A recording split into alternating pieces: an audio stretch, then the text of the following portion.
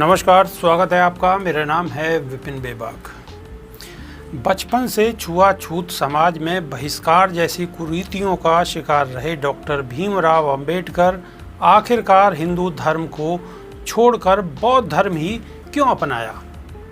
अंबेडकर ने इस्लाम, ईसाई या फिर सिख धर्म को क्यों नहीं चुना?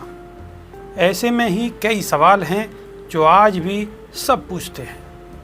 डॉक्टर अंबेडकर ने बौद्ध धर्म को ही क्यों चुना, इसका जवाब बुद्ध और उनके धर्म का भविष्य में मिलता है। डॉक्टर अंबेडकर के इस लेख में उन्होंने बताया है कि बौद्ध धर्म उनकी नज़रों में सबसे ऊपर था। उन्होंने ये बात इसलिए कही क्योंकि अंबेडकर को लगता है कि बौद्ध धर्म सभी जाति के लिए कल्याणकारी है। दुनिया में 4 धर्म हैं जो प्रचलित हैं।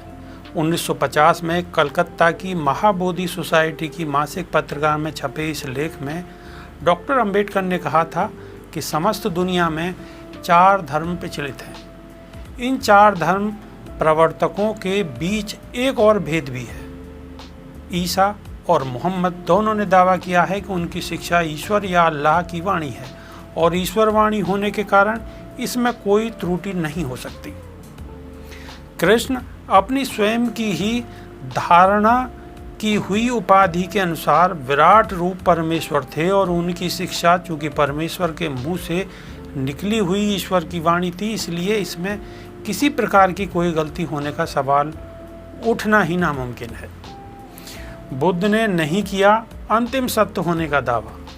सभी धर्मों से बौद्ध की तुलना करते हुए अंबेडकर ने अपने लेख में कहा था कि गौतम बुद्ध ने अपनी शिक्षा और धर्म में किसी भी तरह के अंतिम सत्य होने का दावा नहीं किया। बुद्ध ने सदैव इस बात का उल्लेख किया है कि उनका धर्म तर्क और अनुभव पर आधारित है। बुद्ध ने यह भी कहा है कि उनके अनुयायियों को उनकी शिक्षा को केवल इसलिए सही और ज़रूरी नहीं मान लेना चाहिए कि यह उनकी यानी कि बुद्ध की दी हुई है। अपने अनुयायियों को छूट देते हुए बुद्ध ने कहा कि अगर किसी भी विशेष स्थिति में कोई सटीक बात मालूम होती है तो पुरानी चीज़ों को छोड़कर नई चीज़ को स्वीकार कर लेना चाहिए। डॉक्टर अंबेडकर ने बौद्ध धर्म के बारे में क्या क्या कहा? अंबेडकर ने लिखा है कि यह सच है कि बुद्ध ने अहिंसा की शिक्षा दी। न केवल पुरुष और पुरुष के बीच समानता बल्कि पुरुष और स्त्री के बीच समानता की भी अंबेडकर लिखते थे कि हिंदू धर्म का असल सिद्धांत असमानता है। चातुवर्ण का सिद्धांत इस असमानता के सिद्धांत को ठोस और जीता जागता साकार रूप है। बुद्ध चातुवर्ण के कट्टर विरोधी थे। उन्होंने न केवल इसके विरुद्ध प्रचार किया और इसके विरुद्ध लड़ाई लड़ी।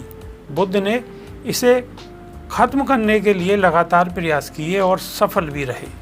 इतिहास इस बात का गवाह है कि अंबेडकर ने हिंदू धर्म छोड़ने की घोषणा 1936 में की थी, लेकिन उन्होंने बौद्ध धर्म को 1956 में अपनाया था। इस दौरान उन्होंने सभी धर्मों पर पूरी रिसर्च की और श्रेष्ठ धर्म को चुनने के बाद बौद्ध को चुना। अभी के लिए सिर्फ इतना ही। बने रहिए हमारे साथ। नमस्कार।